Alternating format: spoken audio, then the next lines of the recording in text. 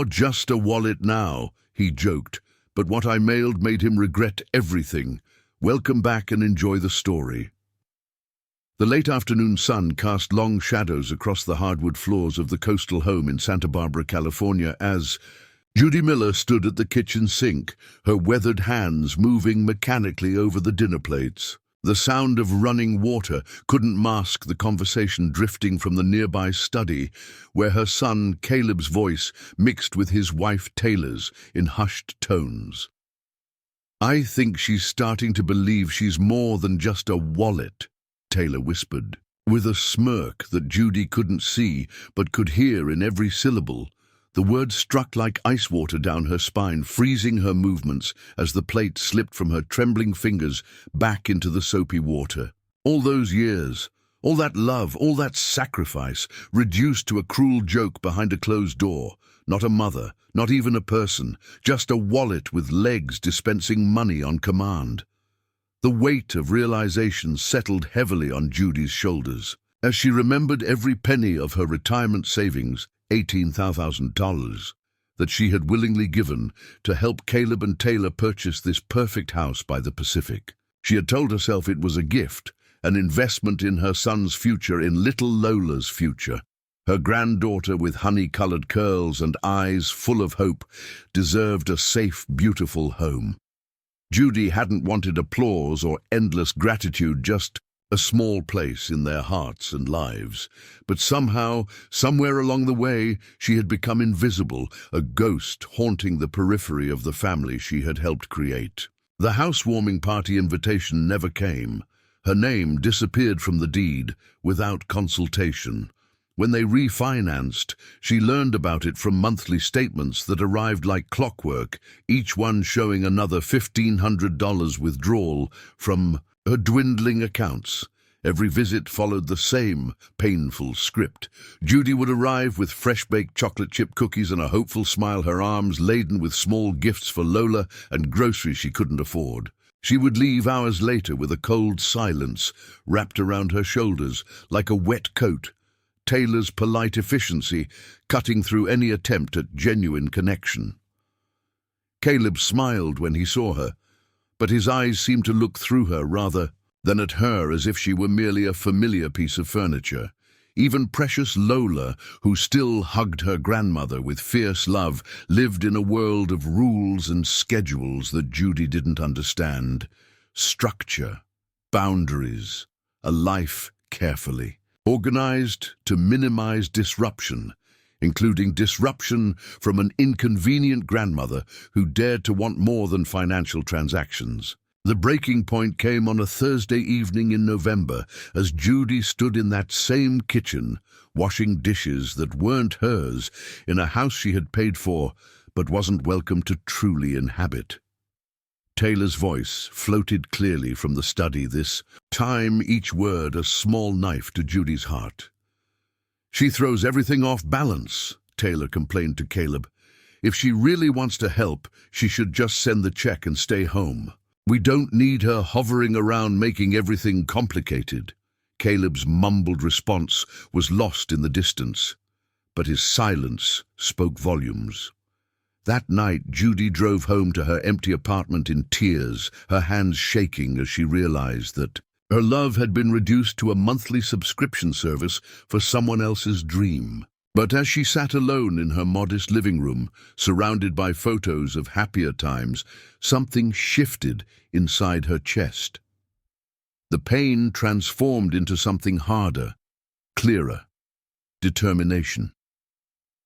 The next morning, Judy walked into her bank and cancelled the automatic payments that had been draining her account for 18 months.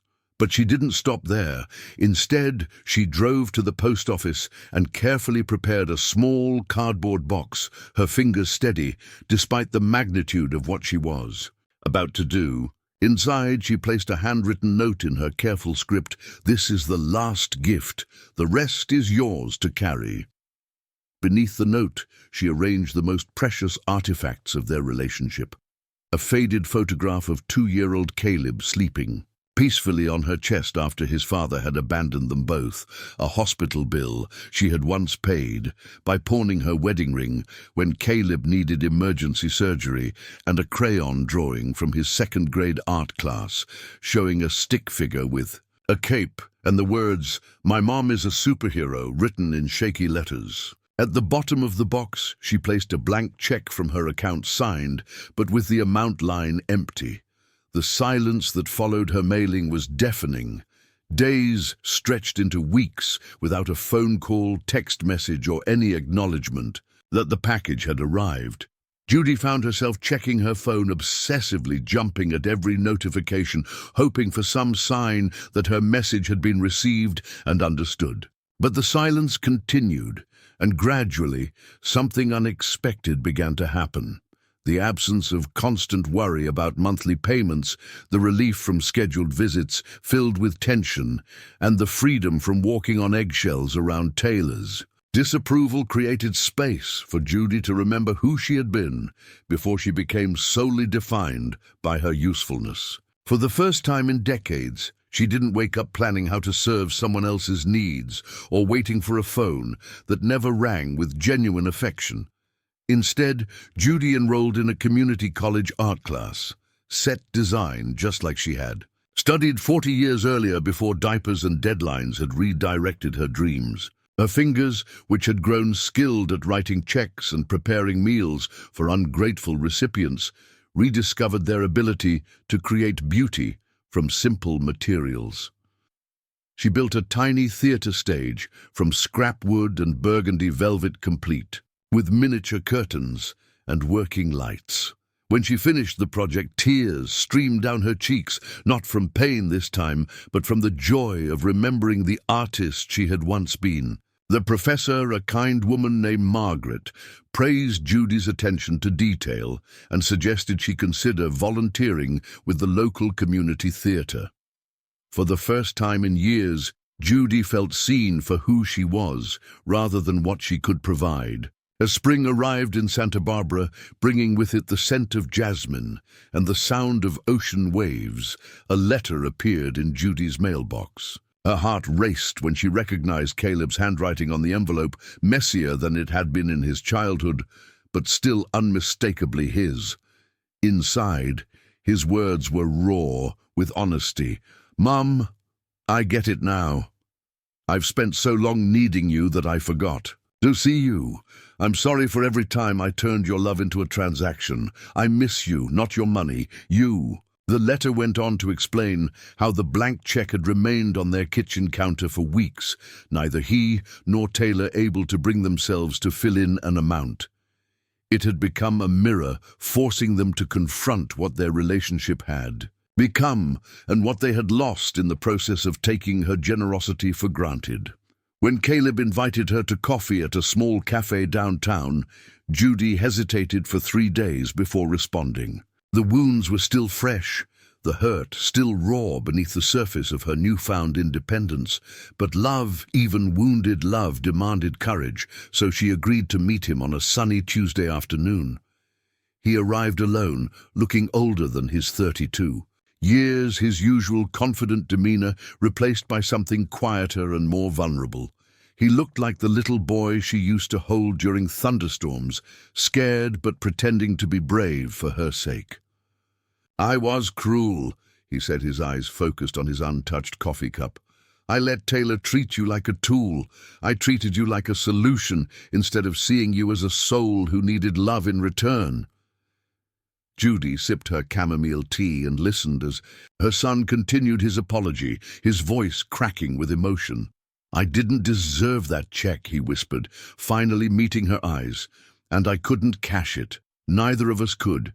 It sits there every day reminding us of how badly we failed you." Judy set down her cup and leaned forward slightly, her voice gentle but firm, when she replied, "It wasn't meant for cashing, sweetheart.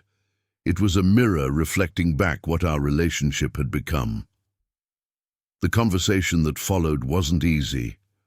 There were tears, hard truths, and moments of uncomfortable silence, but it was real in a way their interactions hadn't been for years. Caleb spoke about the pressure he felt to provide for his family, how he had convinced himself that accepting her money was somehow helping her feel needed and useful. The healing didn't happen overnight, but it began that afternoon in the cafe overlooking the Pacific Ocean. Slowly, carefully, they began to rebuild their relationship on a foundation of mutual respect rather than financial obligation. Taylor, too, her credit eventually swallowed her pride and apologized directly to Judy, admitting that her own insecurities about money and family had caused her to view Judy's presence as a threat rather than a gift. The monthly payments never resumed, but something far more valuable took their place: genuine connection. Every Sunday, 7-year-old Lola began visiting Judy's small apartment, where they would spend hours creating elaborate shadow puppet shows using the skills Judy had learned in her set design class. Lola's imagination flourished in the creative environment her grandmother provided, and she would tell wild stories where grandmothers were queens and heroes, and no one ever forgot their importance. Caleb, meanwhile, began bringing dinner to his mother's apartment every few weeks, not out of duty or guilt, but because he was learning to cook and wanted to share his experiments with someone who had taught him that food prepared with love tasted different than mere sustenance. He would ask questions about her childhood, her dreams, her thoughts on everything from politics to art to the meaning of family. Sometimes they would simply sit together in comfortable silence, watching the sunset paint the sky in brilliant oranges and purples, no longer feeling the need to perform or prove anything to each other. These moments of genuine presence became more precious than any financial gift could ever be. Now, 6 months after that painful overheard conversation, Judy Miller stands in her own kitchen, preparing Sunday brunch for her granddaughter's visit. The apartment is small, but filled with light, decorated with her handmade theater pieces and photos that capture moments of joy rather than obligation. She's no longer defined by what she can provide financially, but celebrated for who she is. As a person, an artist, a storyteller, a woman with decades of wisdom and love to share. The blank check still sits framed now on Caleb and Taylor's kitchen counter, serving as a daily reminder that love should never be reduced to transactions, and that family relationships require seeing each other as complete human beings, rather than fulfilling specific roles.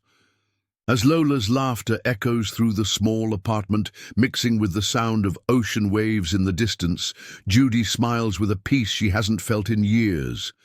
She had once been reduced to a cruel joke about being just a wallet, but what she mailed back was her truth, and it forced her family to see her not as a resource to be tapped, but as a person with a beating, tender, long-silenced heart that deserved love in return.